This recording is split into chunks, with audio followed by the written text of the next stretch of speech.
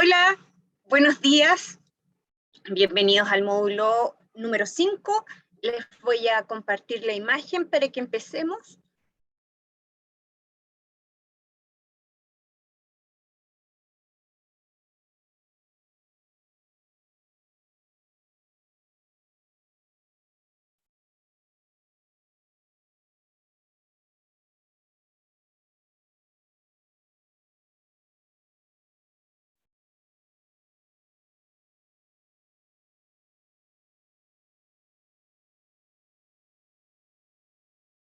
Bien.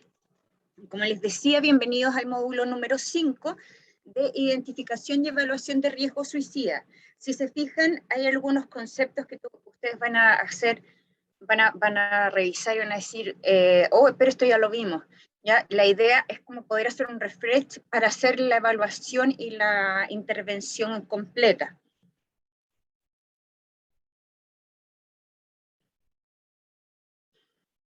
Y vamos a empezar por los principales predictores del riesgo suicida, que a eso me refería con que a lo mejor les va a sonar muy visto ya. Y en todos los pacientes que nosotros recibimos, ¿cierto? Tenemos que evaluar diferentes puntos. Y el primero es la presencia de algún trastorno mental, especialmente cuadros depresivos, o por ejemplo depresiones graves en remisión, por esto que hablábamos de que mejora el componente motor antes que el componente ideacional. Entonces hay que poner especial énfasis en estos cuadros cuando inician un tratamiento farmacológico. Los trastornos bipolares, sobre todo en fase maníaca o hipomaníaca, la esquizofrenia, que ahí es como un fenómeno diferente. Cuando los pacientes están en remisión y empiezan a salir del delirio, los trastornos bipolares también, se dan cuenta de las conductas que pudieron tener, ¿cierto?, en este tiempo en que estaban con una alteración de la conciencia, sí, con una alteración de la conciencia. Entonces, eso muchas veces los angustia y hacen intentos suicidas, ¿ya? Y, bueno, todos los trastornos asociados al consumo de drogas, ¿ya? Los otros factores que hay que poner ojo cuando llegan pacientes, ¿cierto? Es que tengan intento de suicidio previo, ya que haya un suicidio o un intento de suicidio dentro del grupo familiar, pérdidas recientes, muerte o suicidio de un cercano, un referente sobre todo, aislamiento y hay algunos casos de enfermedades físicas graves, sobre todo en los pacientes que son adultos, adultos y adultos mayores. Ahora, en relación a la nomenclatura, ¿ya? Y a los criterios diagnósticos estructurados, nosotros tenemos que en el DSM-5 ya tenemos algunas novedades con respecto a la temática suicidal. Ya el DSM-5 se refiere a los trastornos del comportamiento suicida, ¿ya? Y esto es como una gran novedad, porque por primera vez aparece el suicidio como parte de un manual diagnóstico estadístico de patologías mentales, ¿ya? Lo que sí ellos ya reconocen que es un tema que necesita más estudio, y como ellos van actualizando los manuales, ¿cierto?, cada cierto tiempo, eso también nos da luces de que ya vas a ver un tema un poco más elaborado en el DSM-6. Ahora, lo que propone el DSM-5 hoy día, ¿ya?, los criterios que considera para hacer un diagnóstico de intento de suicidio, ¿ya? Tenemos que está el criterio A, que señala si el individuo ha realizado un intento de suicidio en los últimos 24 meses. Ya ellos consideraron los 2 años, el primer año sobre todo es el más riesgoso, Y deja como nota, ¿cierto? Esto que ya habíamos visto, que el intento de suicidio es una consecuencia de comportamiento ya iniciada por el propio sujeto, ¿ya? Y que al momento de iniciarlo, ¿ya? Tiene la intención clara de querer quitarse la vida, de la propia muerte, ¿ya? Es como el momento de inicio de una secuencia de variaciones que puede ir presentando el paciente, ¿ya? Entonces, él refiere que es el momento en que tuvo lugar un comportamiento en el que él se aplicó un método de suicidio, ¿ya? El criterio es que el acto no cumple criterios para la autolesión no suicida, que es algo bastante obvio. En el fondo, como criterio de exclusión tiene el parasuicidio, ¿ya? O sea, no conlleva una autolesión que está dirigida a la superficie corporal y que se realiza para aliviar cierto sentimiento displacentero, como la angustia, el temor, la vergüenza, ¿ya? Pero siempre va acompañado de un estado cognitivo negativo, ¿ya? Y busca conseguir el estado positivo a través de la autolesión. El criterio número C ya hace alusión a que el diagnóstico no se aplica a la ideación suicida o a actos preparatorios. El D, el acto no se inició durante un delirium o un estado confusional, con alteración de la conciencia, como el caso que el doctor Thomas Bader señalaba en este pedazo de conferencia que vimos en la clase pasada, donde decía cierto que un chico se había tratado de matar con una alumna, y el chico estaba con sintomatología megalomaníaca y con delirio, ¿ya? Y el acto no se llevó a cabo únicamente con un fin político o religioso, ¿ya? Y en el DSM-5, ¿cierto? Hay que especificar si es actual, si no han transcurrido más de 12 meses desde el último intento, y si es en remisión inicial, que es cuando han transcurrido 12 a 24 meses desde el último intento. También, ¿cierto?, describe los especificadores. Dice que el comportamiento suicida a menudo se va a caracterizar por la potencia que tiene el método que la persona utiliza. Mientras más violento, ¿ya?, es más riesgoso, por decirlo de alguna manera, ¿ya? Entonces, ellos catalogan la sobredosis con sustancias legales o ilegales como un método no violento, y las heridas por armas de fuego y otros métodos como más violentos, digamos, son, ¿cierto?, de carácter más grave, ¿ya? Y ahí hay que especificar en qué momento, ¿ya? Se presenta, si es en la remisión inicial. Otra forma de clasificarlos es la letalidad, ¿cierto? Como aquellos que, por ejemplo, requieren alguna hospitalización clínica, que en el fondo sean más graves que visitar solamente la urgencia por la sintomatología asociada al intento, ¿ya? Una dimensión que es adicional a considerar es el grado de planificación versus la impulsividad, ¿ya? Ellos refieren que es mucho más grave un intento con una planificación, ¿ya? Estructurada, ¿ya? Sin embargo, la conducta es mucho más impredecible en la impulsividad del intento, ¿ya? Porque nos está hablando de características que tiene la persona. Por eso es tan importante chequear el estado previo del paciente o si presenta alguna patología de salud mental, ¿ya?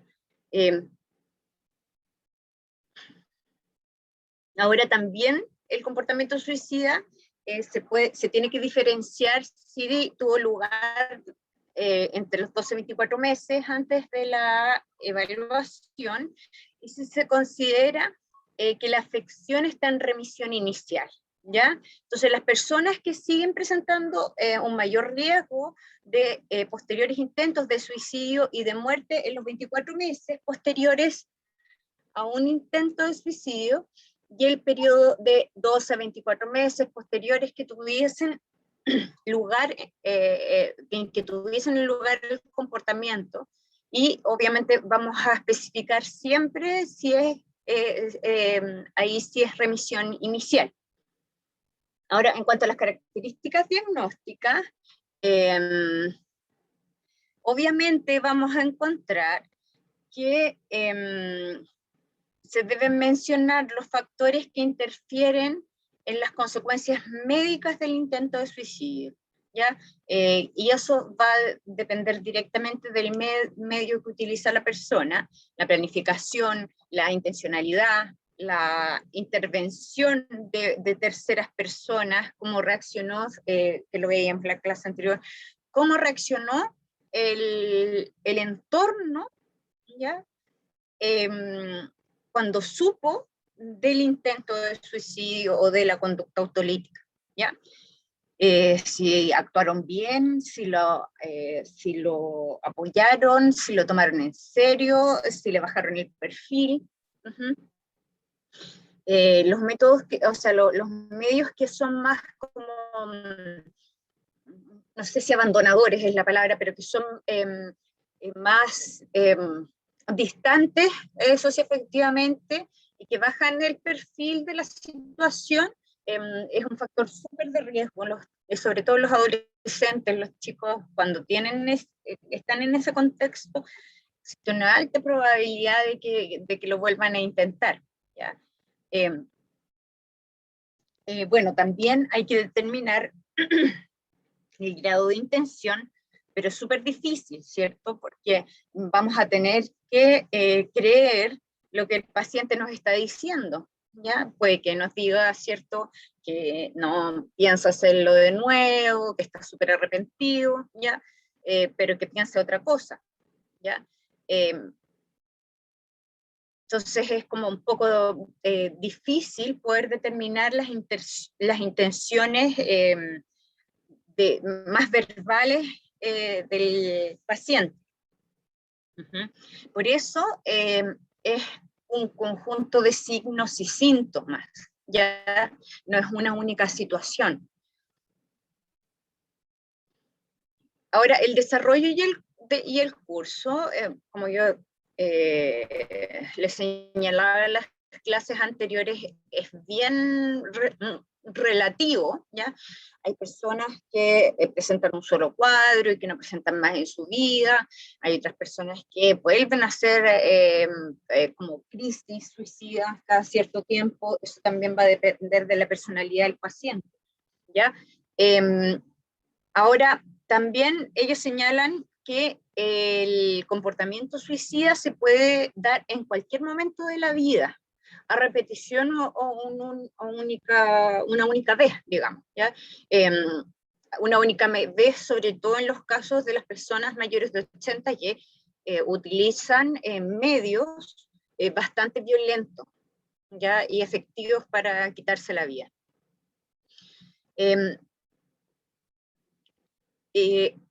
En los niños menores de 5 años, ¿ya? Es difícil que podamos encontrar una conducta o un pensamiento suicida, porque los niños todavía no tienen el concepto de permanencia de la muerte, ¿ya? Pero después de los 5 años, bueno, va a depender del niño, obviamente, del desarrollo cognitivo y el ambiente que lo rodee, ¿ya? En los niños mayores de 5 años, cuando ya adquieren el sentido de permanencia de la muerte, desde ahí se pueden observar intentos suicidas, ya como con el objetivo de...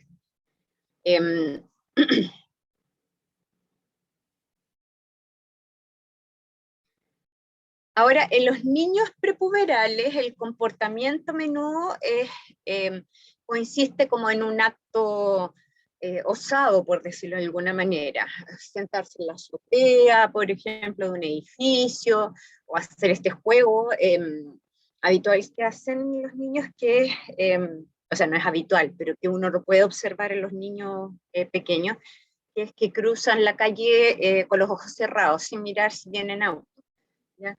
O por ejemplo los chicos que buscan actividades muy adrenalínicas, pero con riesgo. Por ejemplo, se me ocurre hacer descenso en bicicleta, pero sin protecciones, por ejemplo, y en lugares que son muy, muy extremos, que son de muy difícil acceso, por ejemplo, ¿ya?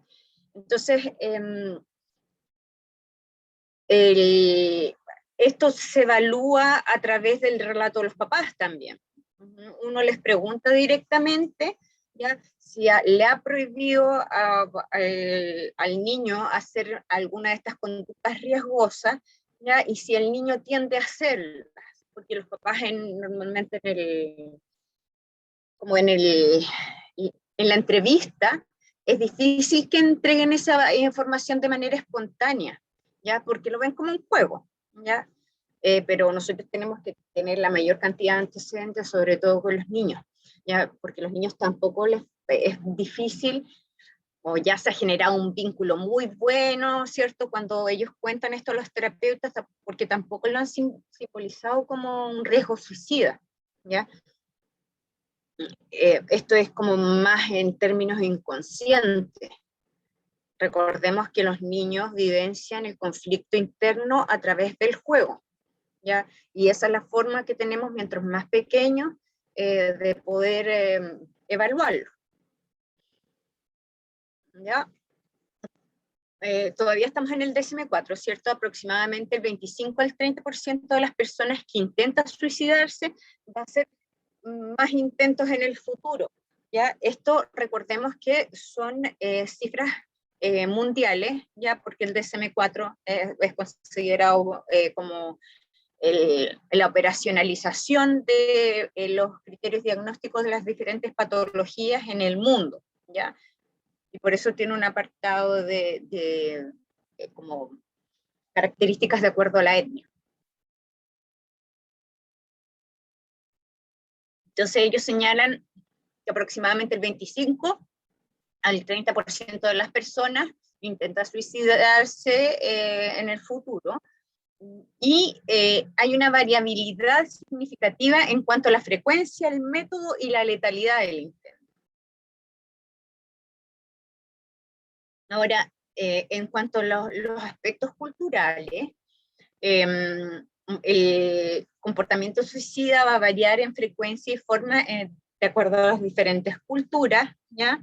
Se puede observar que hay culturas en que el medio de disponibilidad incluso es muy, muy letal, como Estados Unidos, por ejemplo, donde ellos tienen como leyes de tenencia de armas mucho más como liberales, por decirlo de alguna manera, sobre todo en el oeste de Estados Unidos. ¿Ya? También, por ejemplo, hay países que son más como abiertos al manejo de las sustancias químicas. Entonces, por ejemplo, uno puede encontrar veneno para ratas en el supermercado, ¿ya? Y ahí aparecen ciertos mayores probabilidades de... chuta, me cuesta no pensar en adolescentes, ¿ya? Pero los adolescentes que tienen acceso a pesticidas, a veneno para animales, ¿cierto? Van a ocupar esos métodos. Ya, por eso lo primero que uno tiene que decirle a las familias cuando van tienen que tener acceso a este tipo de sustancias, o que se tienen que botar, deshacer, ¿cierto? Porque ellos no lo van a encontrar como una gravedad en sí, porque es algo que manejan en la casa siempre, es parte de la cotidianidad de toda la familia, pero por eso es importante consignárselo. Bueno, en cuanto a los marcadores diagnósticos, ellos plantean que en algunas oportunidades se pueden encontrar, obviamente, anormalidades en las pruebas químicas, en los exámenes, por las sustancias que puede haber consumido como parte de la conducta suicida, ¿cierto? Entonces, por ejemplo, es importante chequear en el servicio de urgencia, ¿cierto? Todos los exámenes que puedan darnos señales de. Hay veces que, por ejemplo, los chicos llegan a urgencia con intento suicida por corte, ¿ya? Pero además han ingerido y no les dicen, ¿ya? Entonces es importante chequear y hacer toda la batería de exámenes pertinentes. O puede que, me acuerdo de un caso que contaba también el Tomás Basser en un seminario, que él contaba que había un chico que tenía 13 años, que tras una pelea con los papás, creo que la mamá era muy severa, se tomó creo que 50 paracetamoles y claro, no se dieron cuenta en la casa, él no murió, ¿ya? Pero sí tuvo una falla hepática y quedó en espera de trasplante, ¿ya? Pero la falla hepática no apareció el tiro en la situación, en la conducta suicida, digamos. Entonces, por eso es tan importante chequear batería de exámenes para ver si todo está funcionando bien, ¿ya? Bueno, se pueden producir obviamente anemias por pérdida de sangre, ¿ya? O por ejemplo, las sobredosis pueden generar una alteración, eh, ¿ya? También es importante chequear el equilibrio de electrolitos.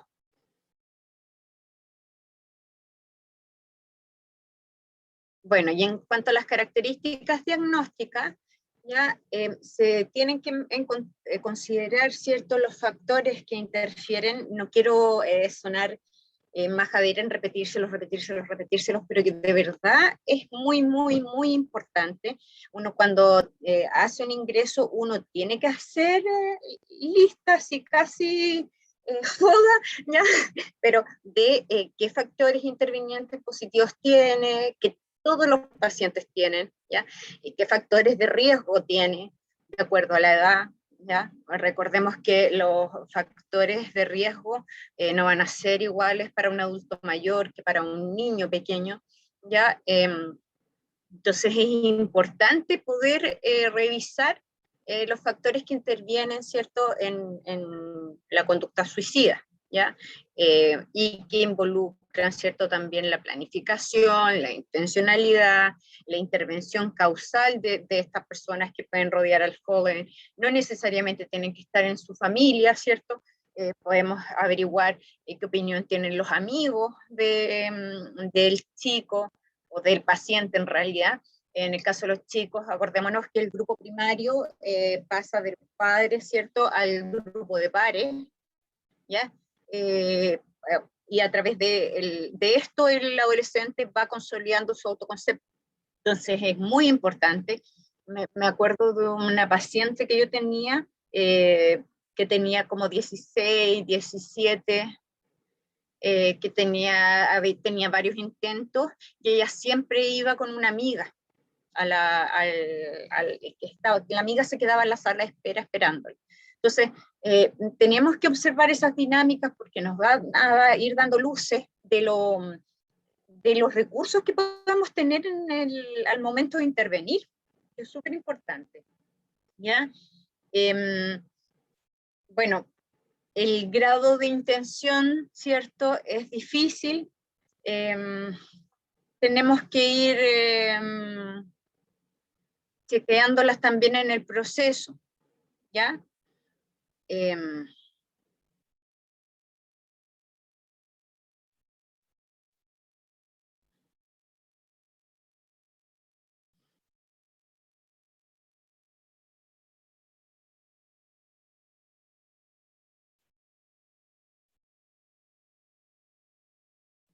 Bueno, aquí les señalaba un poco que pueden aparecer afecciones médicas como fallas hepáticas. Ahora, en cuanto a la comorbilidad, es muy importante chequear si el paciente presenta otras patologías, sobre todo si se acompaña de patología NG2, ¿ya? La comorbilidad es un factor de riesgo importante, ¿ya? Y sobre todo hay que chequear si si está la presencia de trastornos bipolares, depresiones mayores, esquizofrenia, trastornos esquizoafectivos, ¿ya? Los trastornos por estrés postraumático, ya que llegan también aumenta el riesgo, y los trastornos ansiosos con agitación también, ¿ya?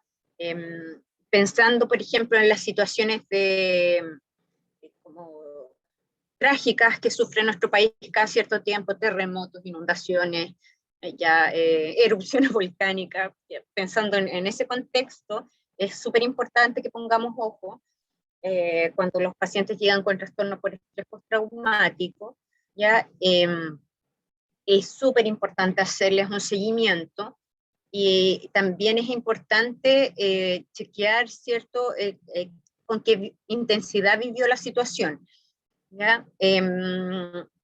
Los trastornos por consumo de sustancias también hay que considerarlo, ¿ya? Y los trastornos de personalidad antisocial, pero más que nada con la conducta suicida, perdón, con la conducta autolítica, en realidad, en la comunidad penitenciaria también se pueden observar con el objetivo de eh, como ser trasladados a un lugar más protegido, por ejemplo, ¿ya? O tener otras como intenciones, como por ejemplo no ser encarcelado y que lo deriven a un hospital, presentan conducta autolesiva. Bueno, y los trastornos de conducta alimentaria, ¿ya? Los problemas de adaptación, pero los problemas graves de adaptación, ¿ya? Y la conducta alimentaria también tiene un porcentaje bastante considerable. Ahora, si bien nosotros sabemos que difícilmente se puede presentar sin una patología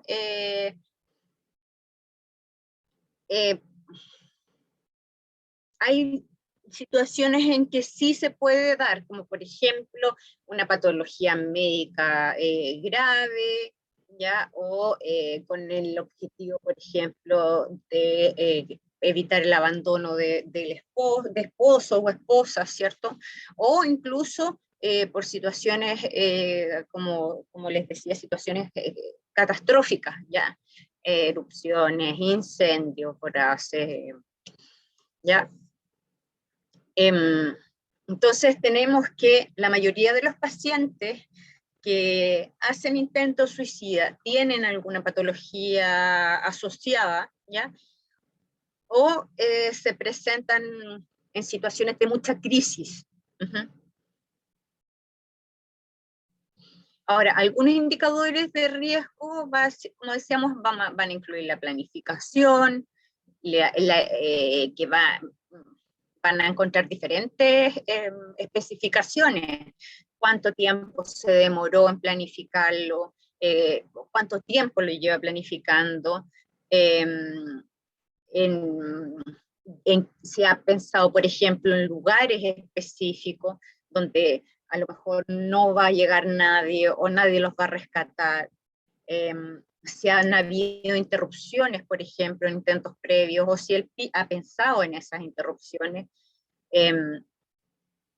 El estado mental en que se encuentra el paciente también es importante. Por ejemplo, existen más probabilidades cuando existen pacientes con sintomatología de agitación aguda, sobre todo cuando están saliendo de una depresión, o altas recientes, o cambios del esquema farmacológico. Son situaciones que ustedes tienen que ir haciendo un seguimiento, ¿ya? Porque se pueden presentar, por ejemplo, frente a cambios de esquema. Siempre, cuando hay cambios de esquema, hay que hacer un mayor seguimiento, porque si bien el paciente a lo mejor no presenta ideación o riesgo suicida, existe la probabilidad de que se pueda agravar, ¿ya?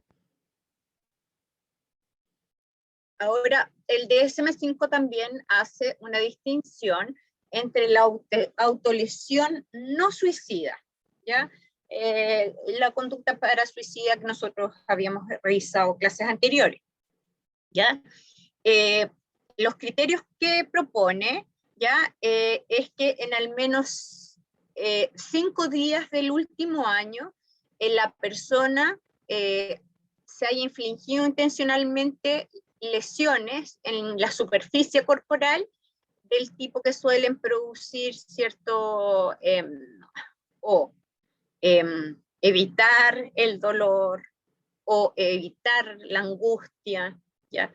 O sentir placer, ya yendo un poco más por el lado más masoquista. Tiene que, entonces, como nota, ellos plantean que tiene que la ausencia de intención suicida, ¿ya?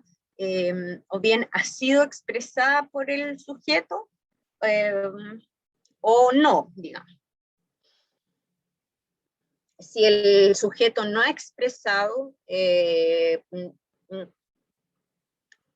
considera, ¿cierto?, que puede ser conducta autolesiva o conducta no suicida.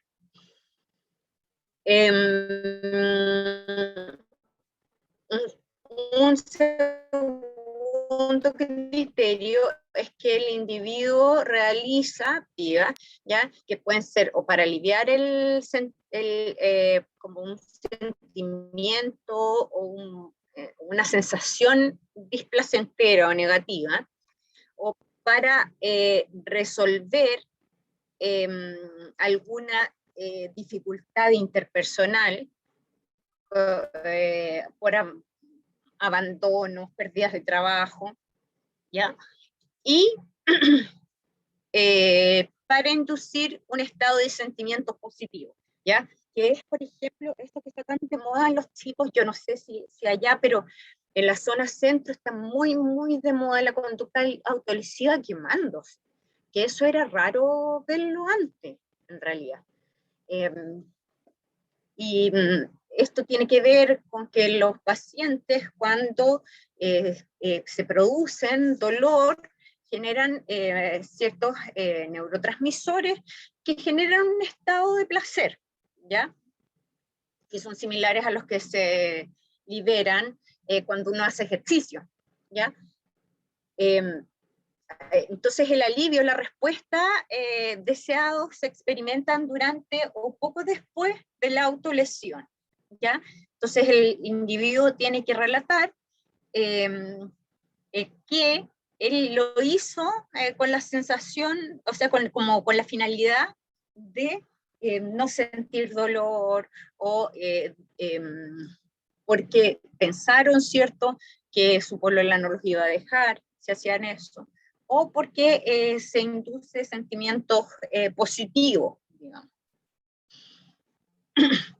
Una tercera, un tercer criterio diagnóstico es que las autolesiones intencionadas se asocian con al menos una de las siguientes situaciones, ¿ya? Y se habla de las dificultades interpersonales o sentimientos negativos, ¿ya? Un periodo de preocupación con el comportamiento que se pretende realizar, que es difícil de controlar y que aparece antes de realizar el acto, ¿ya? Por eso es tan importante desde, bueno, todos trabajamos desde líneas diferentes, pero desde la línea conductual se habla mucho, ¿cierto?, de hacer actividades o indicar actividades que saquen al chico de la compulsión. Entonces, por ejemplo, los mandan a darse duchas de agua fría o duchas de agua bien caliente, o, por ejemplo, en el caso de los trastornos alimentarios, meter las manos en cubetas de hielo, porque cortan, ¿cierto?, la parte ideacional con algo sensorial, ¿ya? Como sienten algo tan fuerte, en términos sensoriales, dejan de utilizar el otro hemisferio, ¿cierto? Y de tener esta idea repetitiva que aumenta el nivel de angustia, ¿ya? También ocupan los sabores, comer algo muy picante o muy amargo, ¿ya?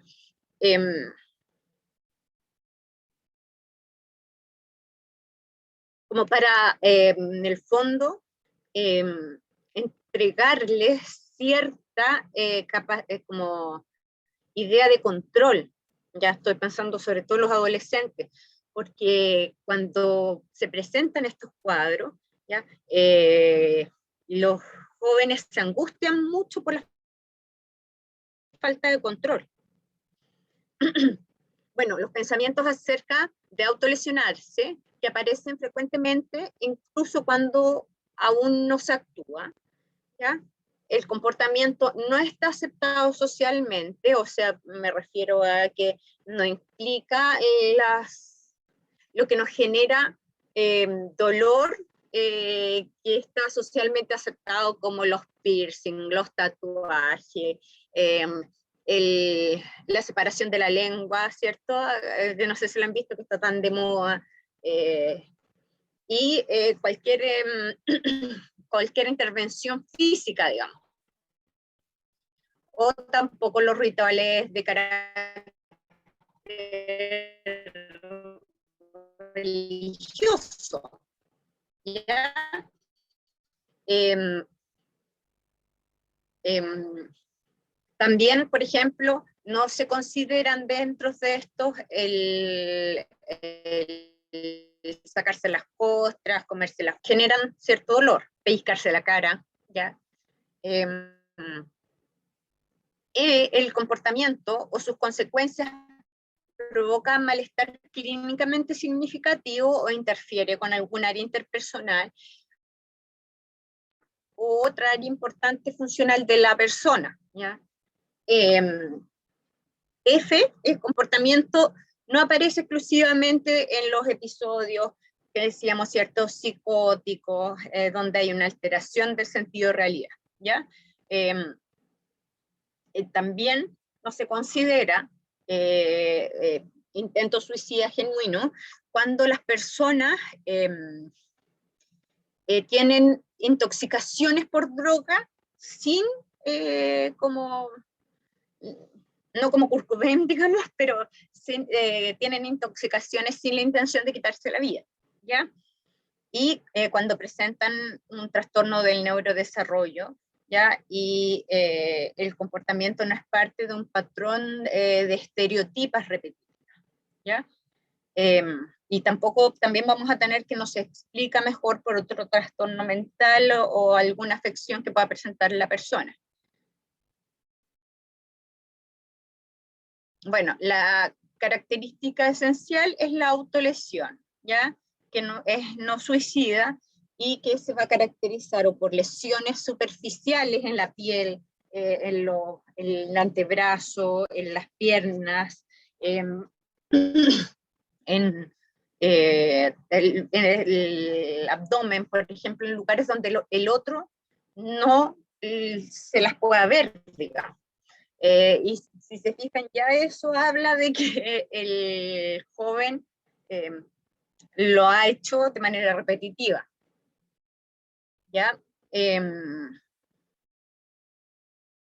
Entonces, la persona se lesiona superficialmente, es superficial, pero igual le genera dolor, ¿ya? Y esto se hace de manera repetida en estas partes del cuerpo. Ahora, el objetivo habitualmente es reducir las emociones negativas, como por ejemplo la tensión, la angustia o el autorreproche. O también resolver algún problema interpersonal. Por ejemplo, si yo sé que me van a despedir y hago un intento suicida para que mi jefe sepa, se preocupe y no me eche, ¿ya? La persona a menudo refiere una sensación de alivio inmediato, ya que tiene lugar en el momento que se está haciendo la lesión. Y cuando esto aparece con frecuencia se puede asociar a como una sensación de urgencia, casi como de ansia de consumo de droga, ¿ya? Y se va generando este patrón que se va repitiendo y se va como cristalizando.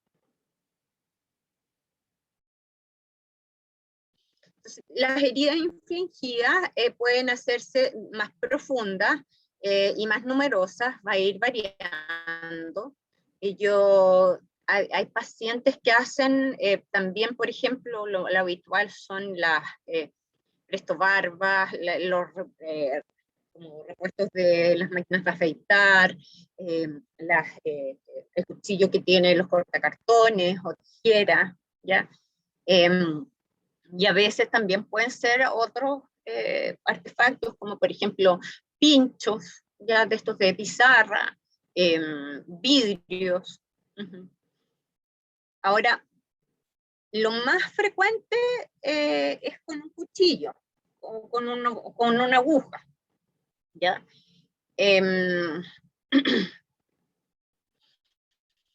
Ahora, la gran mayoría de los individuos que se hace este tipo de lesiones no suicidas no busca asistencia clínica, ¿ya? Normalmente nosotros nos enteramos porque la mamá la pilló, control de niños sanos, la enfermera se dio cuenta, o porque la compañera del colegio le contó al profe, ¿ya? Pero estas personas no buscan asistencia clínica, difícilmente lo develan si no han sido sorprendidos por otra persona. No se sabe esto con certeza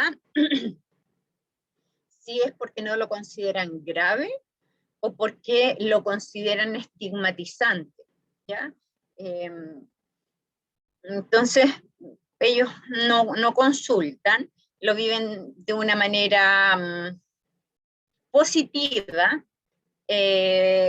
y tampoco tienen como una necesidad imperiosa de ser tratados, ¿ya? Que es un poco lo que pasa en los primeros estadios de consumo de sustancias altamente adictivas, ¿ya?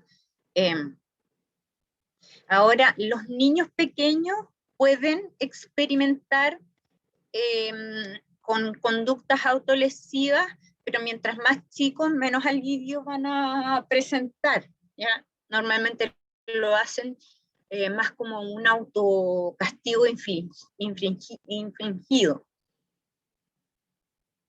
Ahora, en cuanto al desarrollo y el curso, ¿cierto? Yo les decía que es súper impredecible.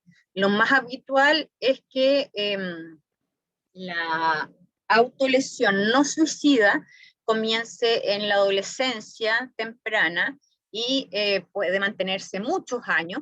Los ingresos hospitalarios por autolesión no suicida alcanzan un pic entre los 20 y 29 años de edad y luego se va reduciendo a medida que las personas tienen más edad.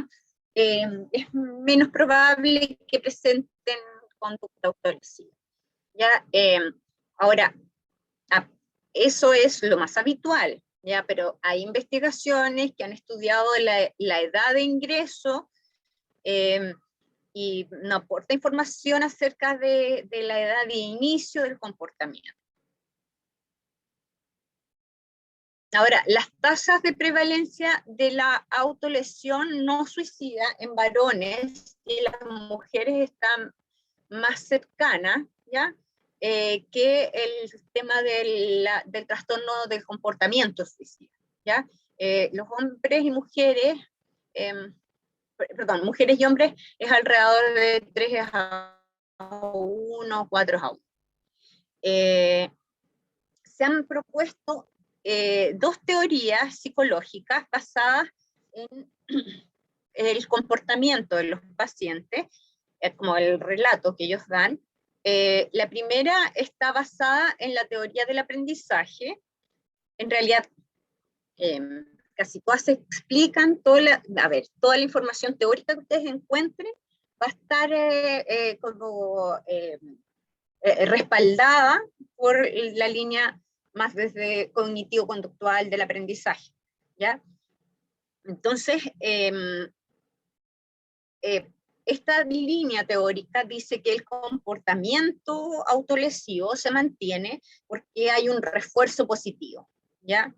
Que es como evitar esta sensación de angustia o de vergüenza o de esta emoción negativa, ¿ya? Por eso uno les enseña a, en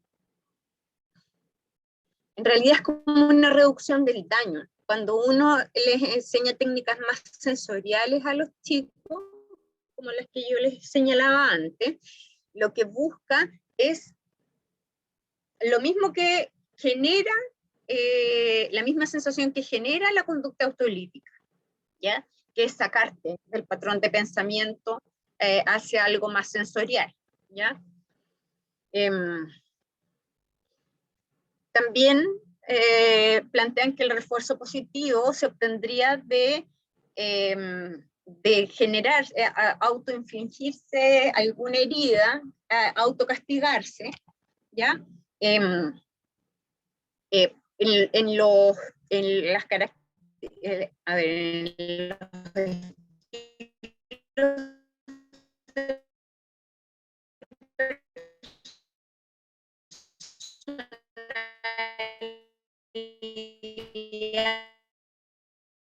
los masoquistas se puede observar esto, ¿ya?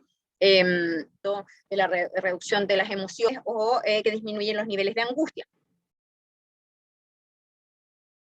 Ahora, la segunda teoría considera que la autolesión no suicida se considera como una forma de autocastigo, ¿ya? En la que se realizan actos autopunitivos para compensar actos que provocaron sufrimiento, daño a otras personas, o a sí mismo también, ¿ya? Esto de que se pegan en la pared, de que como, es parte de esa lógica, digamos. Ahora, en cuanto al diagnóstico diferencial, a ver, más que diagnóstico diferencial, yo diría que hay que considerar como las comorbilidades que se pueden presentar.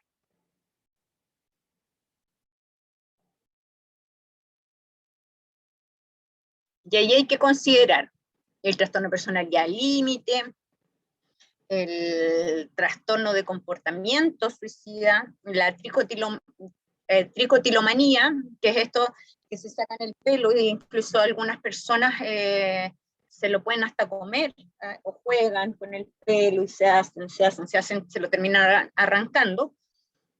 Las autolesiones estereotipadas y los trastornos de excoriación, que en el fondo son las conductas autolesivas que pueden tener los adolescentes en la piel.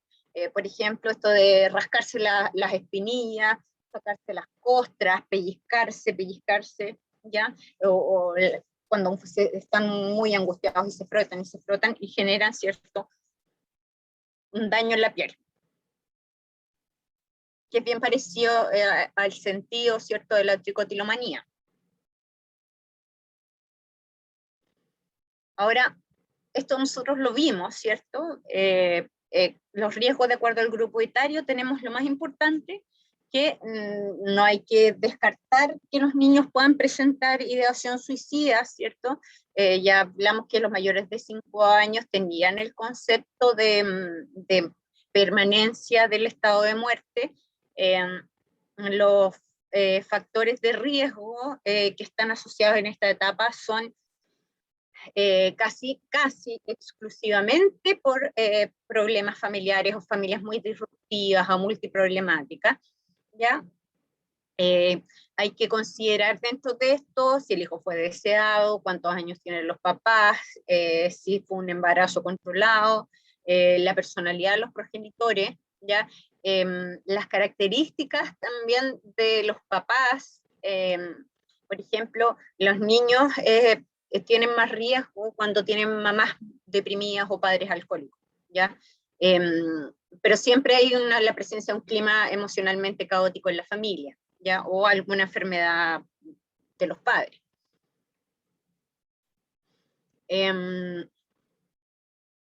Bueno, y tenemos todos los factores de riesgo que ya conocemos y que tienen que ver con características personales del niño, como el descontrol de impulsos, pero también tienen mucho que ver con factores externos. Ahora, en cuanto a los adolescentes, ya nosotros sabemos que se ha visto a nivel mundial un incremento de las tasas de suicidio en los adolescentes. Ya, por esto se está haciendo una serie de estrategias y apareció el programa del adolescente, ¿cierto? Que eran los únicos que no tenían programa. ¿Ya? Entonces aparece, ¿cierto?, como una forma de preocuparnos de este grupo etario que tiene tantos factores de riesgo por el solo hecho de ser adolescente, ¿ya? Entonces se han generado una serie de estrategias que apuntan a estilos de vida saludables o prevención.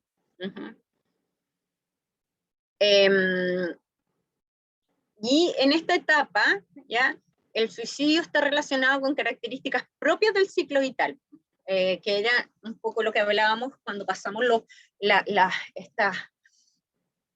estos déficits que tenían el pensamiento adolescente por la falta, por la adquisición nueva de este tipo de pensamiento y la falta de experiencia en ocuparlo, ¿ya? Entonces aparecen estas fallas en el control de impulso, esta baja tolerancia a la frustración, o tendencia a maximizar las cosas o a verlas de manera polarizada. Y dentro de la adolescencia hay que acordarse, ¿cierto?, que es súper importante chequear si hubieron situaciones de vulneración cuando eran pequeños, o si vivieron situaciones difíciles cuando eran pequeños, ¿ya? Porque todos los como traumas, ¿ya?, que pueden tener los pacientes se reavivan en la adolescencia, ¿ya? Entonces hay que considerar sí o sí la historia de vida, ya que hayan tenido una infancia abusada, una infancia problemática, entonces aparecen, ¿cierto?, como todos estos afectos que generaron la situación vivida en la infancia, y no solo afloran, sino que se aumentan, ¿ya?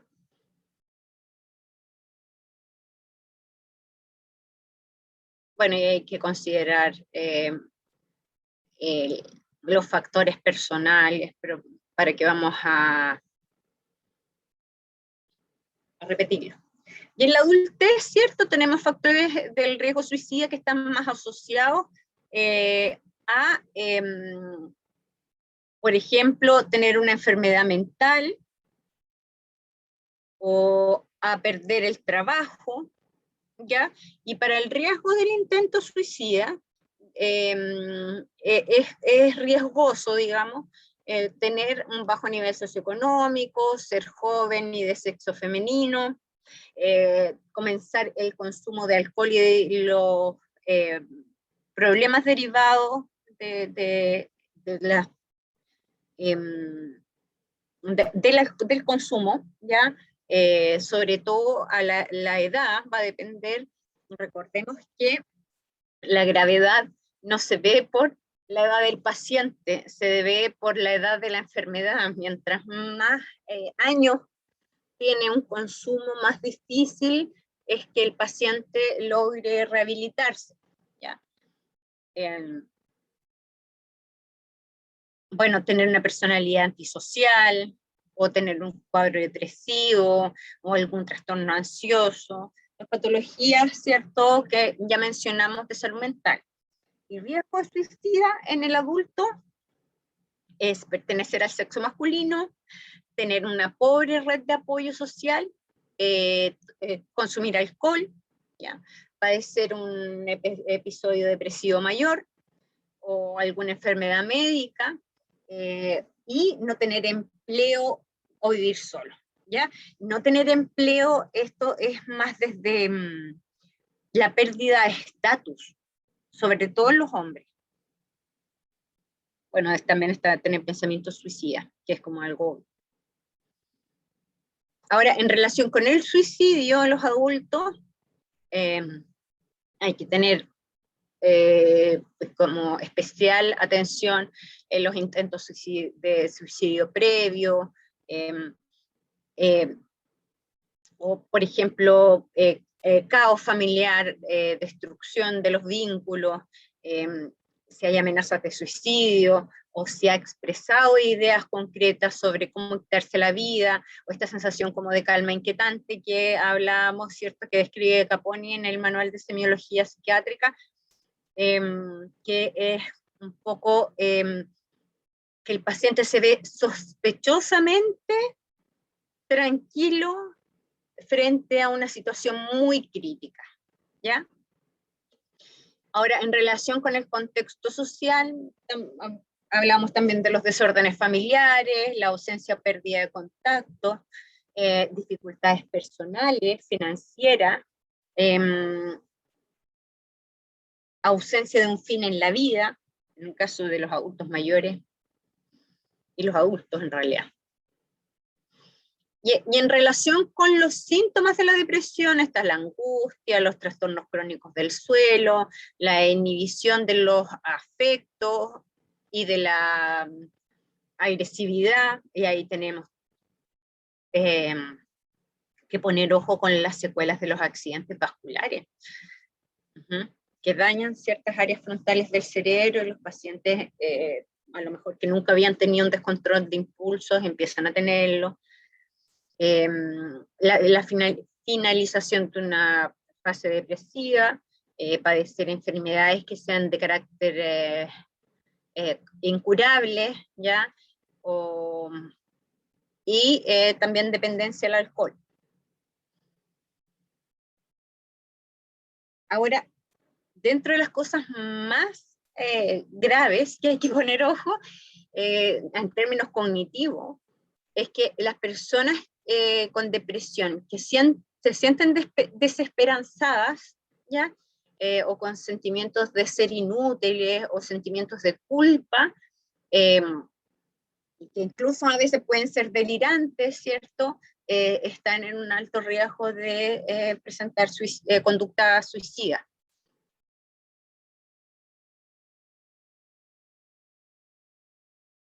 ¿Ya? Bueno, ahí tenemos cierto lo que ya hablábamos, que en la esquizofrenia el riesgo de suicidio aumenta, ¿ya? Cuando la recuperación es tal que el paciente se da cuenta de las alucinaciones o de la respuesta que tuvo el medio frente a esta conducta delirante, ¿ya? Entonces aparecen sentimientos de vergüenza, desesperanza, de frustración. También, ¿cierto?, está presente en los pacientes en que predomina la angustia, la agitación, las alucinaciones. y los efectos secundarios a neurolépticos, ¿ya? Sobre todo los que se dan en depresión y la catasia, ¿ya? Pueden aumentar el riesgo suicida. Ahora, en los adultos, el matrimonio y el trabajo pueden convertirse en un factor suicidógeno, ¿ya? Los pacientes que tienen una relación matrimonial muy caótica, ahí vamos a ver el concepto de homicidio feminicida, ¿ya? Perdón, suicidio femicida, o que, por ejemplo, pierdan el trabajo. Y uno de los principales factores de riesgo de los adultos es haber tenido un intento de suicidio previo. Y también se presenta tener un historial de tratamiento psiquiátrico, poseer una personalidad antisocial, abusar del consumo de drogas y alcohol, tener precarias condiciones materiales de vida o estar cesante, ¿ya? No lo vi con ustedes, pero había un documental español donde entrevistaban a una persona que había hecho varios intentos suicidas y uno de los gatillantes era que de las compañías de retail y bancos lo llamaban todo el día, ¿ya? En la vejez, las tasas más altas de suicidio se encuentran, ¿cierto?, en los mayores de 80. Ser adulto mayor ya de por sí un riesgo. Si bien realizan menos intentos, utilizan métodos más mortales, muestran menos señales de aviso, son muy reflexivos o muy planificados, ¿ya? Y también pueden aparecer como suicidios pasivos. Yo me acuerdo que tenía una paciente que se murió su hijo en un accidente, y ella era súper católica y decía que la única razón por qué no se quería suicidar era porque no se iba a poder juntar con su hijo, pero dejó de inyectarse la insulina. Dejó de seguir las indicaciones. Eso es un suicidio pasivo.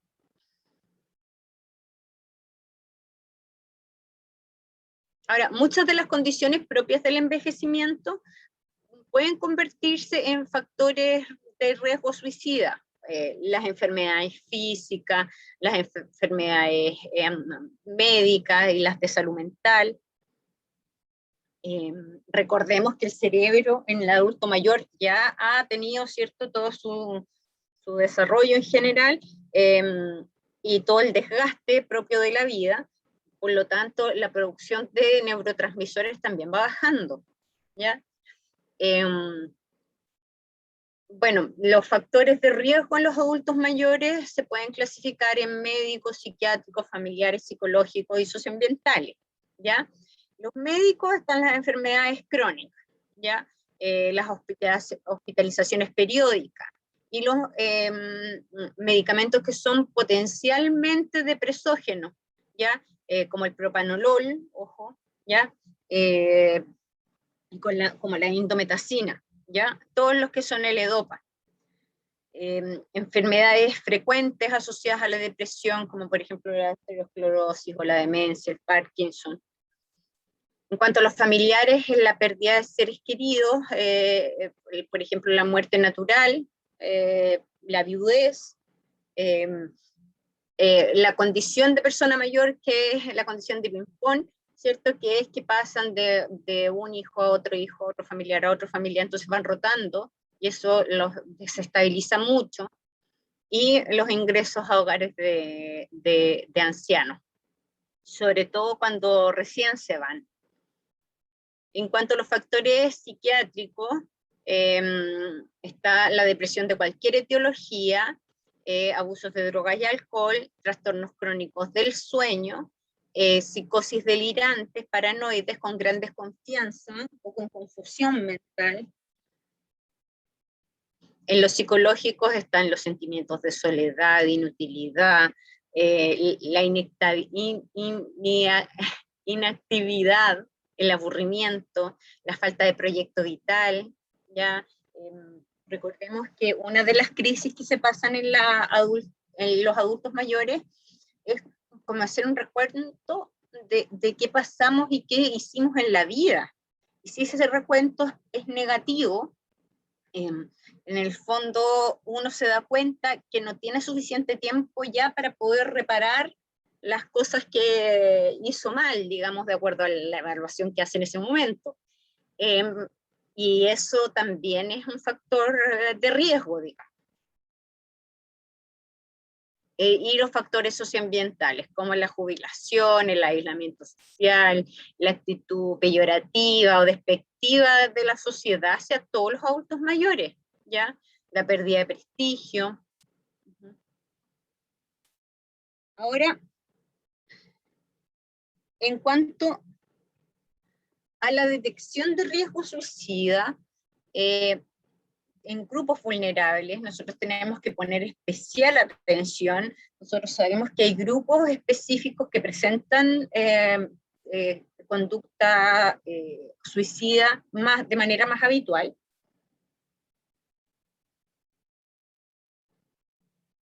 Lo vimos, ¿cierto?, en los casos que vimos en video, ¿cierto? Y los vamos a revisar ahora.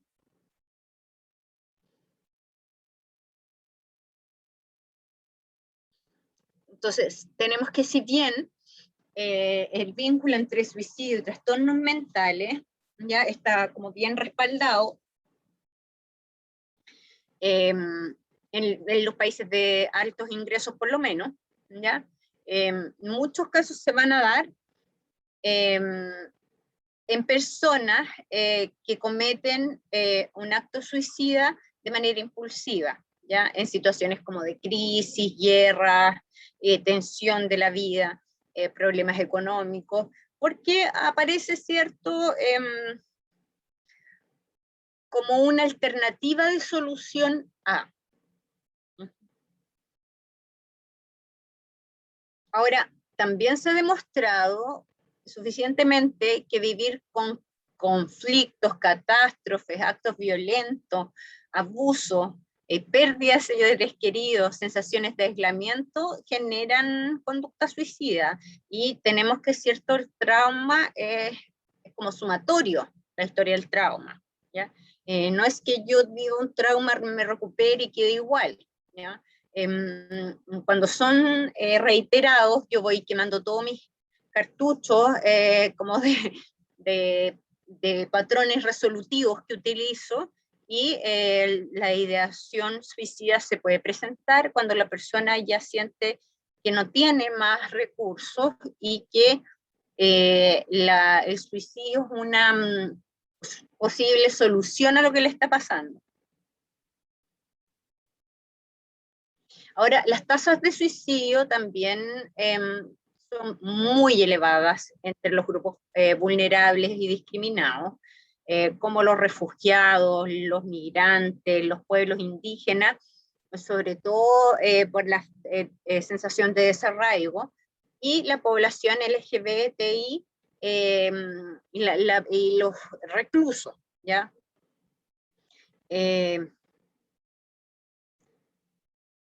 Ahora, el principal factor de riesgo es el intento de suicidio previo. Bueno, y dentro de los grupos que presentan mayor riesgo, ¿ya?, están la población LGBTI o LGBT, si no consideramos los inter, ¿ya? Y tenemos que hay poca información documentada, ¿ya? Pero en los últimos años el riesgo suicida de las personas lesbianas, gays, bisexuales, transgéneros ha ha generado mayor impacto, entonces se ha prestado más atención y por lo tanto ha generado mayor preocupación del gobierno, digamos. Ahora, es súper importante para aumentar la concientización del riesgo en las poblaciones vulnerables, fomentar búsqueda de ayuda, ¿ya? De las asociaciones que son de las ONG o de las corporaciones, ¿ya? Que tienden a presentar ayuda inmediata, digamos.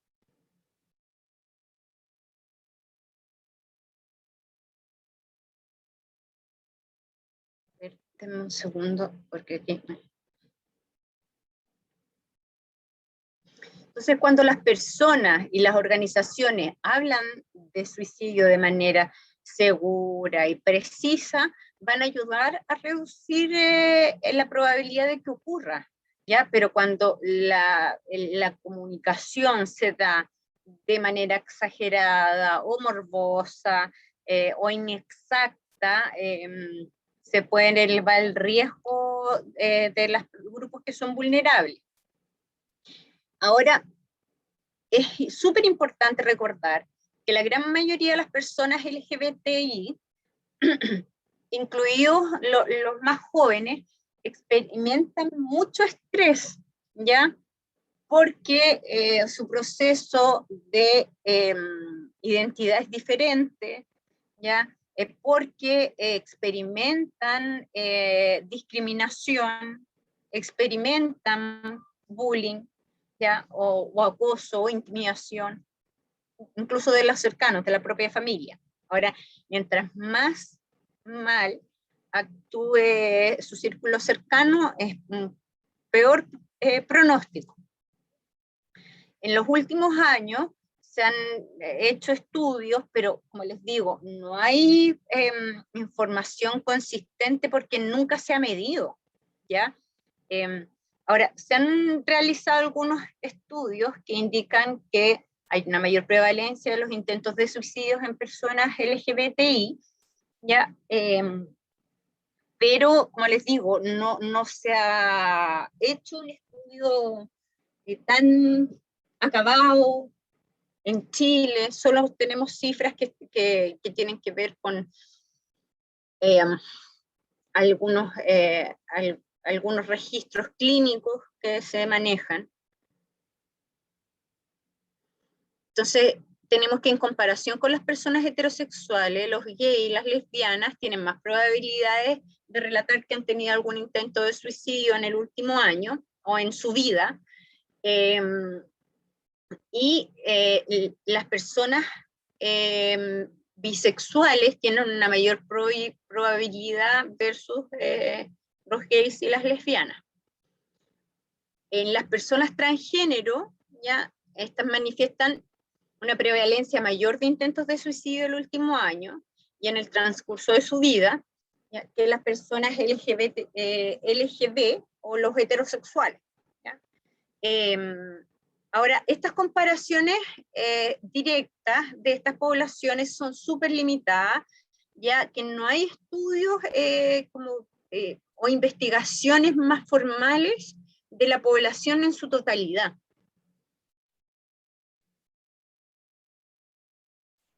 Ahora, también hay estudios que han identificado de factores asociados a una prevalencia mayor de comportamiento suicida en personas LGBTI, ¿ya?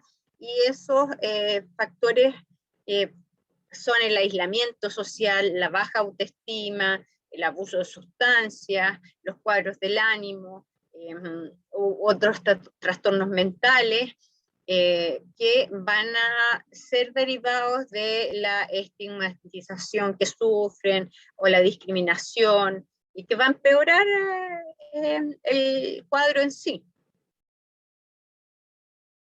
¿Ya? Y aquí uno de los factores más importantes son las experiencias de prejuicio y de discriminación, e incluso el rechazo familiar. El rechazo familiar es de pésimo pronóstico para un trans, ¿ya? Nosotros sabemos que el bullying está si bien no es causal, pero está muy ligado a los intentos de suicidio. El ciberbullying también, ¿cierto? Recordemos que el impacto es mayor, porque borrar la huella digital es imposible, ¿ya?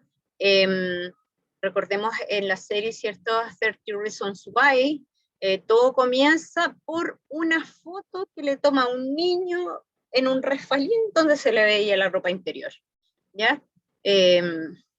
Entonces, el ciberbullying, yo creo que hay que tratarlo con mucho cuidado,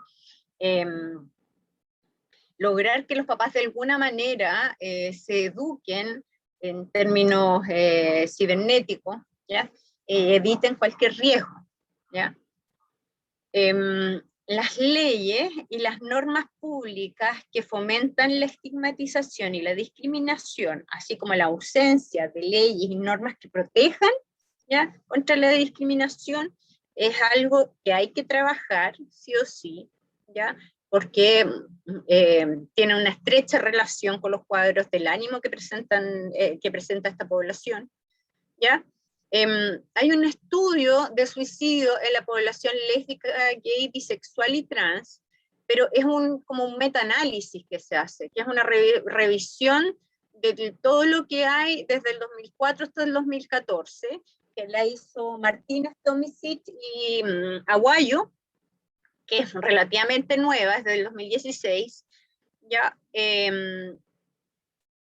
Y ellos plantean que a nivel mundial la probabilidad de ideación e intentos de suicidio son hasta 6 veces más entre jóvenes LGBT, ¿ya?, que entre las personas que son heterosexuales.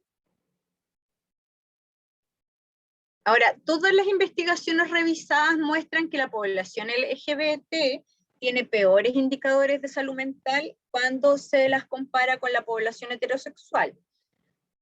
Todos esos factores son a su vez elementos de riesgo para el suicidio, ¿ya? Entonces, hay que, por ejemplo, sobre todo los casos de los trans, hay que hacer un acompañamiento durante todo su proceso, durante toda su vida, en realidad. Y eso no hay que descuidarlo nunca. Ahora, los estudios también refieren que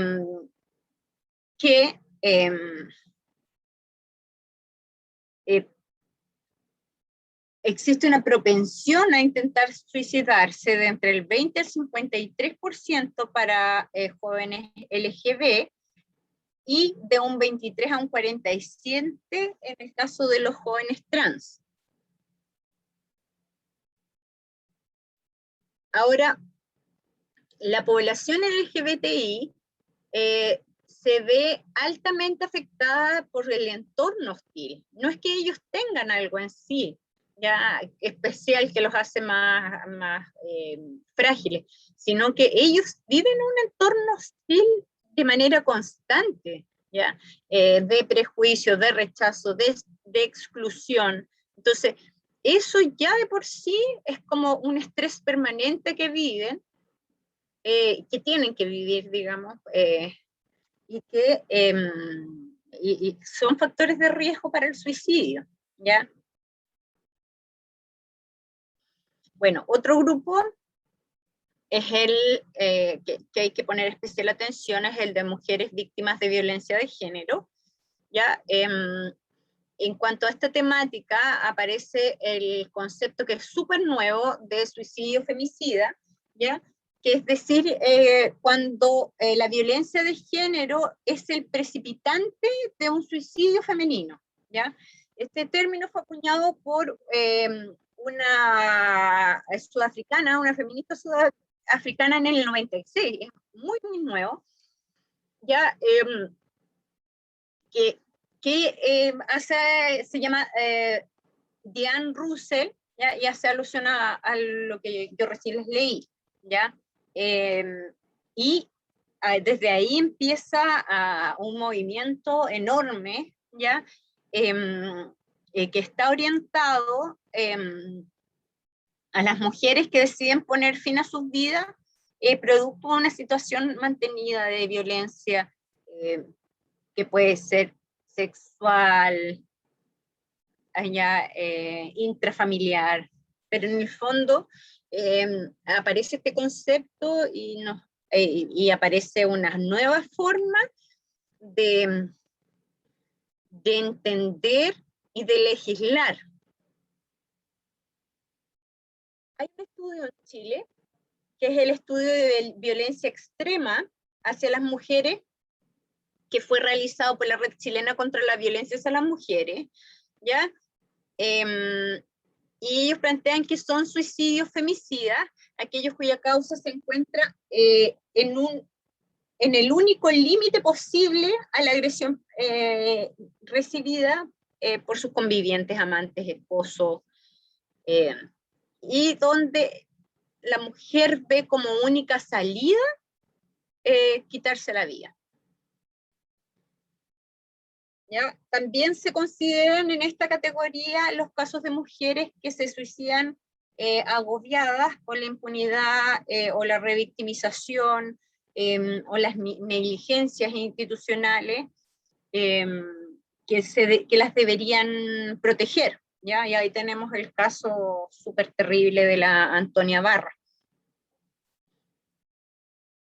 Ahora, de acuerdo al Servicio Médico Legal, estamos hablando en Chile, durante el 2010, en la región metropolitana solamente, hubieron 139.000 muertes de mujeres por lesiones autoinfligidas. Y de ellas, 22 tenían causas iniciadas de violencia intrafamiliar, ¿ya? Y es como una cifra bien negra, ¿cierto? Porque de estas 139 mujeres, 22 habían iniciado causa penal, pero existe la posibilidad de que hayan, es cierto, otras tantas que no habían iniciado causa penal, pero que sí eran víctimas de violencia. Ahora, según la abogada feminista y vocera de la Red Chilena contra la Violencia hacia la Mujer, que es la Lorena Astudillo,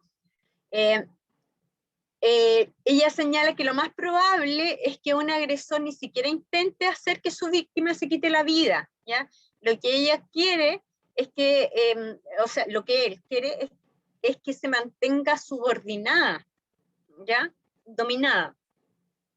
Y por eso ella termina viendo el suicidio como una vía de escape, ¿ya?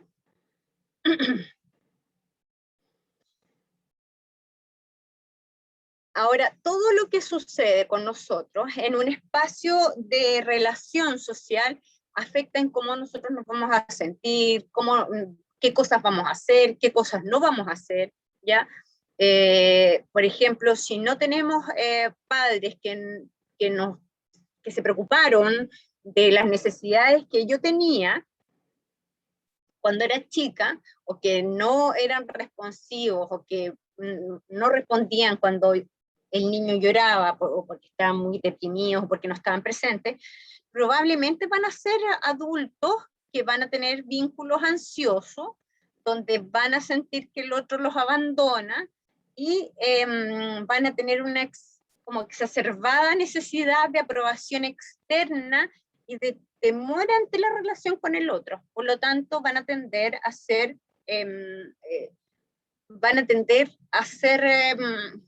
sometidas, ¿ya? En las relaciones en las figuras masculinas que elijan.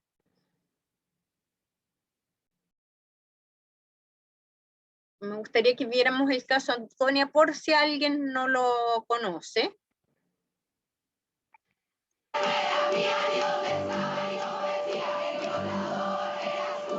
Justo cuando miles de voces en todo el mundo denuncian la violencia contra la mujer, el caso de Antonia Barra, la joven que se suicidó luego de sufrir una presunta violación, todavía espera una respuesta de la justicia.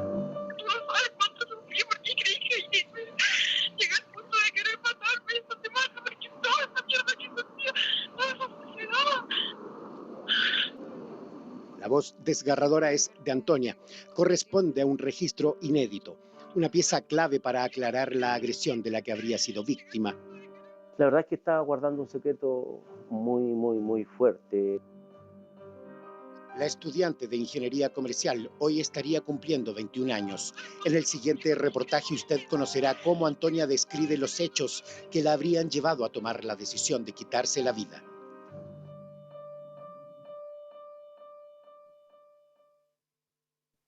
Aquí pueden ver cómo tengo los cachetitos rojos de fiebre. Mi mamá me dice que no sea la araca.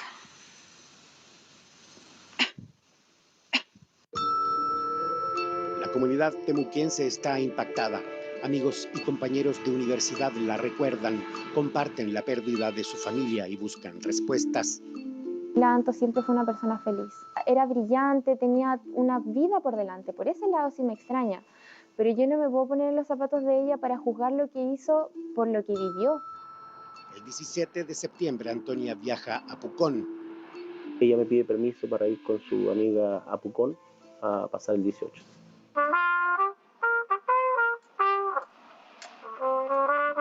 Es su primera noche puconina y sale a celebrar a la discoteca Sala Murano, a un par de minutos del centro. Llegamos. ¿A Pucón, le pregunto yo? Sí, me dice ella. Ok. Con mucho cuidado y no expongas a peligro. No confíe en nadie. A las 21:48. Zipidipi, me dice ella. El siguiente es un registro inédito, una conversación que grabó un amigo de Antonia y que hoy su familia quiere que se conozca.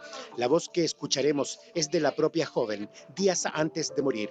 Relata cómo la noche de la fiesta en Pucón, un joven la comienza a hostigar, el mismo que ella acusa como su agresor sexual. Me acuerdo que estábamos en la parte del techo y este güey me decía, ándate conmigo, me habló por Insta. Esta grabación es una pieza clave en la investigación que lleva el fiscal Miguel Ángel Rojas. En el registro, Antonia identifica a su agresor. Tiene 28 años y es el único imputado en la causa por su eventual responsabilidad en la presunta violación. Fuimos a la casa del sujeto. Nos abre la puerta a su hermano. Hola. Hola. ¿Está preocupado? ¿Lo llamaron a declarar ya o no? Sabes que no puedo responder tu pregunta. Te entiendo tu trabajo, pero no puedo responder tu pregunta. Hasta ahora la evidencia recabada no parece suficiente para detener al hombre que la joven identificó como su agresor. Se está efectuando una investigación en la cual debemos tener los antecedentes necesarios y suficientes para poder pedir una orden de detención. Según el relato de testigos, Antonia sale de la discoteca en mal estado. No puede caminar sola y apoya su cabeza en el hombro del presunto agresor. La lleva a una cabaña que arrendó junto a unos amigos. Entre ellos está Rodrigo Morales. La madre de este amigo accede a conversar con nosotros. Es tanta mi confianza de lo que crié que yo pongo las manos al fuego por él y por los otros chicos. Es un grupo que yo conozco de niños. Aquí hay una responsabilidad tan grande de la gente de opinar, de destruir y después levantar las manos y decir, bueno, no fue nomás. Antonia y el imputado llegaron a la cabaña alrededor de las 7 a.m. Todos reconocen que la vieron entrar. En uno de los dormitorios habría ocurrido la presunta violación. ¿Tú llegaste a qué hora a la casa donde estaba Antonia? Antes. ¿Era más o menos?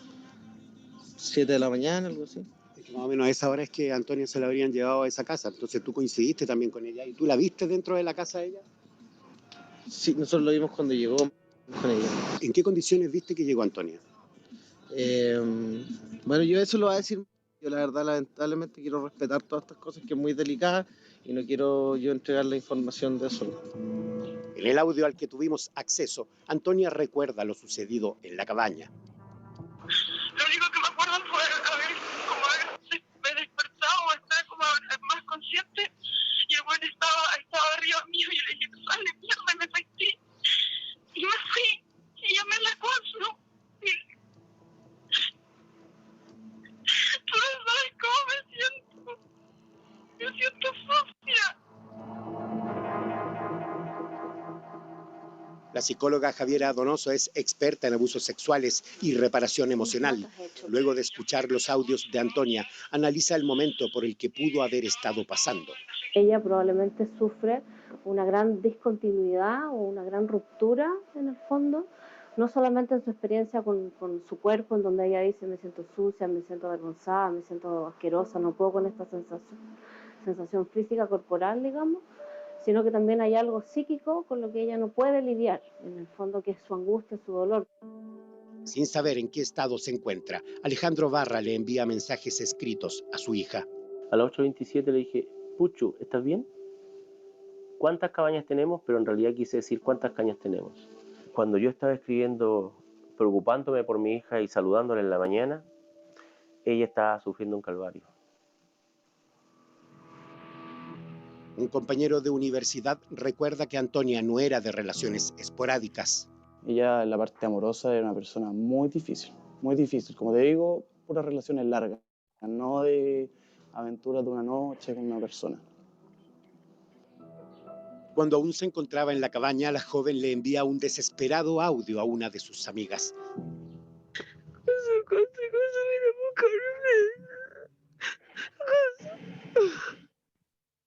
Angustia, desesperación, pánico, y una sensación como de mucha confusión probablemente. No sé dónde estoy, qué está pasando, por qué estoy aquí, por qué estoy en estas condiciones, cómo salgo. Probablemente ella estaba muy aterrada también. Y eso a mí me da prueba de que evidentemente es una violación y es un abuso y es un acto sexual sin consentimiento, digamos. Asustada, su amiga la va a buscar. La toman, la abrazan, la contienen, ¿cierto? Y entre los dos tuvieron que llevarla como si estuviese herida, con alguna perturbación que no la deja caminar. Así relata Antonia ese momento. Le mandé ubicación y entró a la casa. Y la llevó. Yo, de hecho, intenté saltar un portón y ni siquiera podía salir.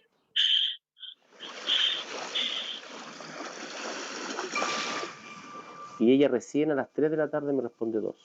Ok. Y luego me ya a las 10:49 me dice, buenas noches, papi. ¿Todo bien? Le pregunto yo. Sí, me dice, estoy acostada. Y me manda una foto, pero de pies de la cama. Y yo le digo, pero foto de usted, pues. Que me envía una foto de ella y ella, ¿cierto?, me envía su foto. ¿Bailo cueca? No, me dice. Tuto. Y termino, te quiero mucho. Esa es la relación que yo tenía con mi hija. Cada día quiero que pasen más lento tus cumpleaños porque quiero tenerte siempre en mi vida. Te quiero mucho, tu Puerto Rico. Ay, eso mismo voy a recibir yo cuando te La consumencia, weón, lo denuncio. Le dije, no quiero yo, mis papás se van a enterar. No quiero sentirme así, que lo único que quiero es olvidar lo que pasó. Y me dijo, pero bueno, ese weón se aprovechó de ti, está inconsciente. La psicóloga Javiera Donoso asegura que Antonia debe haber experimentado un doble trauma. Un momento que es la experiencia del abuso, que es brutal, que es terrible, y el segundo momento, que es lo realmente traumático, es darte cuenta que de pronto tu entorno no lo va a sostener ni va a apoyar la experiencia. Que ella se lo buscó, que estaba haciendo ahí, que por qué se fue con él. Yo entiendo perfectamente a mi hija porque mi hija era la copia mía. Y si a mí me sucede algo, yo lo guardo y lo guardo. Durante un mes, Antonia Barra mantuvo silencio sobre el trauma sufrido aquella madrugada de septiembre. Durante ese tiempo, Danae compartió con su amiga. Incluso se tomaron estas fotografías. Parecía ser la misma de siempre, pero su compañero de universidad se percató de que algo le ocurría. 2 pruebas las dejó en blanco. Yo le pregunté y me decía que no estaba preparada para darla, andaba con el ánimo bajo. En el audio grabado por un amigo de Antonia, la estudiante cuenta que incluso encaró al presunto agresor. Le dije, no se lo vio, weón, le dije, weón, me violaste, y me dijo, ¿qué mierda estáis hablando? Yo no te hice nada, y la verdad que le dije, weón, yo no quería, ni siquiera sé por qué me fui contigo, si yo estaba con mi amiga, y le dije, me violaste. Cualquier violación no es solamente el cuerpo lo violado. Para la persona víctima de una violación también es su identidad la que queda en el fondo cortada, cercenada, abusada y violada. El padre de Antonia dice que el audio llegó a oídos del sujeto que ella inculpó. Este señor la llama el día domingo en la mañana, ¿ya? Por lo que me cuenta un testigo, y la había amenazado. Y esa llamada fue la que gatilló el tema de mi hija, se descontroló totalmente. Antonia no sufría depresión, pero los hechos parecen haber gatillado en ella un cuadro de angustia de tal magnitud que al otro día se quitó la vida en el segundo piso de su casa. El joven sospechoso declaró la semana pasada en la fiscalía. Desmiente la violación y asegura que se trató de una relación consentida. Hablando con abogados, esclareciendo de todas las mentiras que se han dicho, de todo este tongo, de todo este chiste, este circo que están haciendo.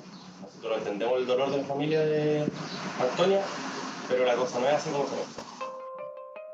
La muerte de Antonia llevó a que otras personas denunciaran al mismo joven por presuntos abusos anteriores. Hasta el día de hoy hay 6 denuncias que están siendo investigadas en forma conjunta respecto de hechos que habrían ocurrido tanto en Pucón como en Temuco. Hay una 7ª denuncia que es de un varón.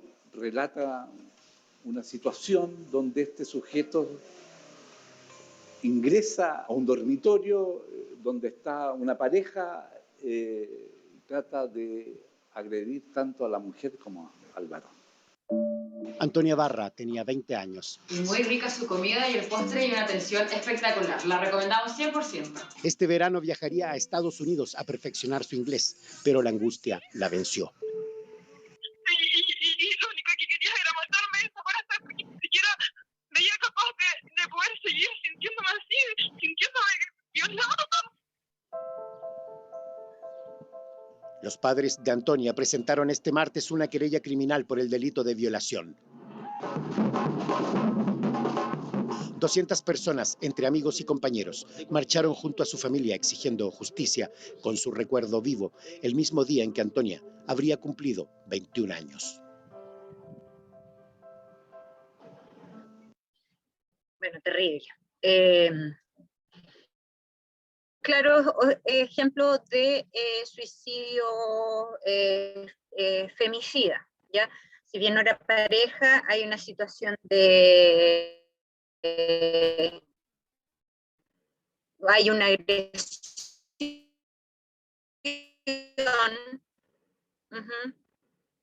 hay una agresión, ¿ya? Y hay como una simetría de poder, digamos.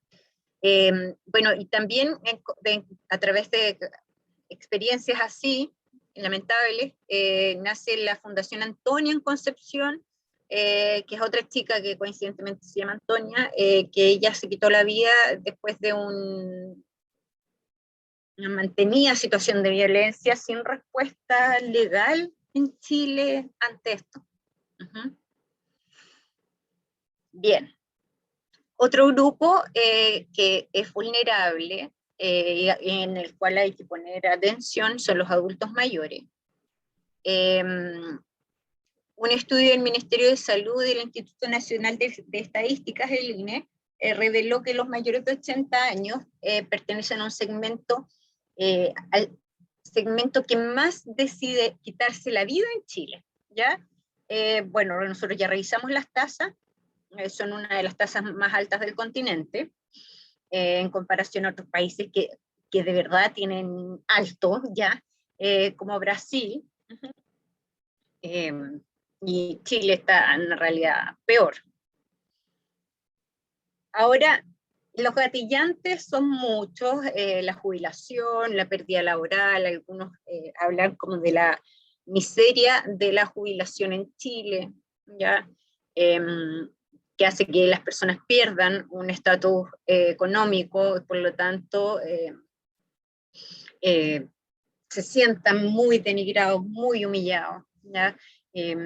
La pérdida también de seres queridos, que es una situación normativa. Ahora, esto también tiene que ver con la exclusión del grupo familiar, ¿ya? Que experimentan casi todos los adultos mayores que han intentado quitarse la vida y que han sobrevivido, refieren como un factor muy importante, como la pérdida de los lazos significativos a nivel familiar con sus hijos.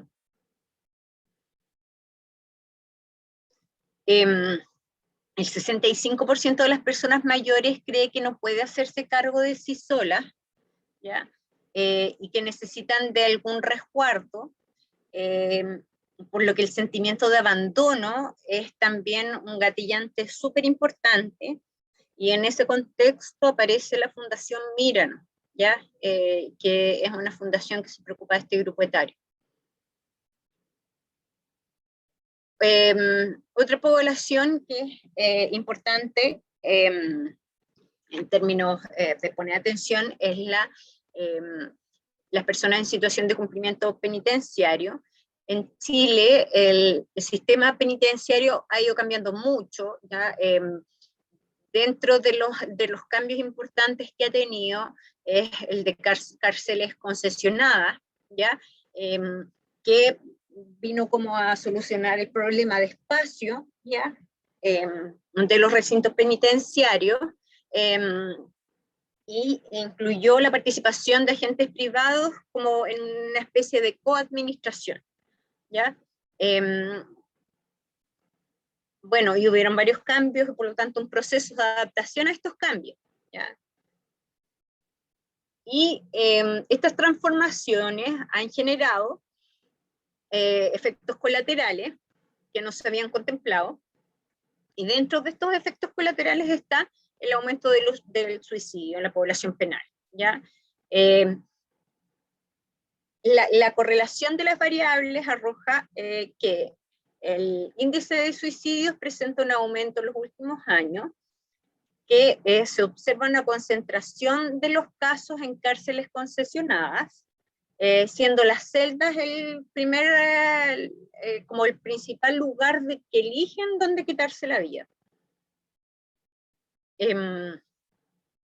Se observan también relaciones con patologías de salud mental y la ocurrencia de suicidio, ¿ya?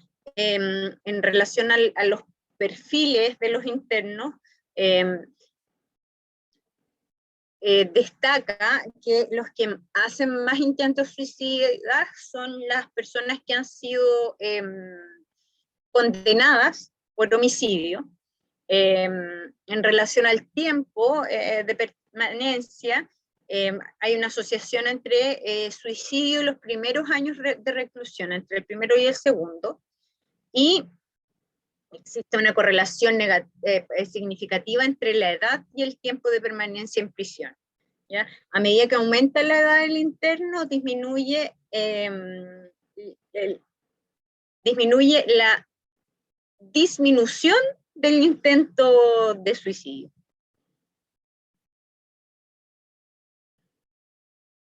Ahora, la edad promedio de los sujetos que cometen suicidio es de 31 años, y se observa en el sexo masculino.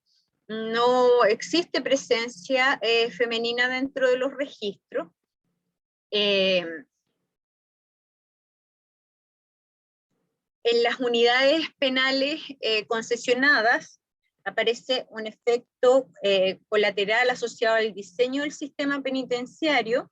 El suicidio en prisiones chilenas se presenta con mayor frecuencia, ¿cierto?, en los primeros años de encarcelamiento, y dentro del perfil criminológico están, ¿cierto?, las pacientes que han sido condenados por homicidio. Ahora, otro grupo bastante vulnerable son las personas sin hogar, ¿ya? La situación de calle corresponde a un fenómeno heterogéneo y contextualizado, donde los factores ya, que intervienen requieren un mayor análisis que en Chile no se ha hecho, y las poblaciones de personas sin hogar en España, que se ha hecho mucha investigación, o en otros países, es completamente diferente a la de Chile.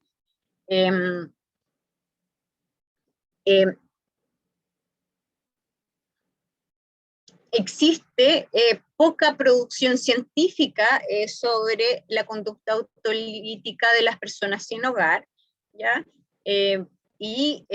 Son uno de los grupos que tiene más riesgo, ¿ya? Hay mucha disparidad de los datos y desactualización. La última cifra de individuos en situación de calle en Chile se debe a un registro social de calle que se hizo en 2017. Y no se menciona la cantidad de personas que padecen alguna enfermedad mental, ¿ya? Ahora, la última cifra oficial de esto es la del segundo Catastro Nacional de Personas en Situación de Calle que se hizo en 2011, donde el total eran 12.255 personas en situación de calle en Chile, ¿ya? Y un 16,6, o sea, 1.886 personas reportó alguna dificultad psiquiátrica. Ahora nosotros tenemos que la situación de calle ha aumentado un montón, producto de la migración, y por lo tanto yo creo que va a tener que ponerse serios esfuerzos en intervenir este grupo que es uno de los más vulnerables. Entonces, no existe evidencia científica suficiente para determinar si los desórdenes relacionados con la salud mental son la causal de que las personas se queden sin hogar, o la situación de estar sin hogar genera desórdenes en patología, desórdenes de salud mental, ¿ya? Es evidente que son un grupo de riesgo, ¿ya? Porque tienen enfermedades más graves por la condición en que viven,